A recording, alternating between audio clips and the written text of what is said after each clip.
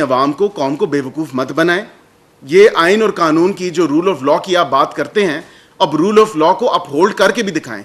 ہاں آپ مانیں کہ آپ سے سیاسی غلطی ہوئی ہے, آپ مانیں کہ آپ سے قانونی غلطی ہوئی ہے, ڈسپائٹ دا فیکٹ کہ آپ کی پارٹی میں کثیر تعداد سے وکلاء موجود ہیں.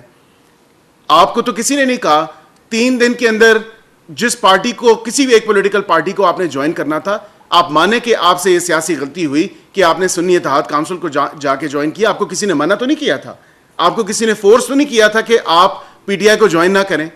پی ٹی آئی اس ٹائم ایگزسٹ کر رہی تھی, بائی دین ان کا انٹرا پارٹی الیکشن بھی ہو چکا تھا.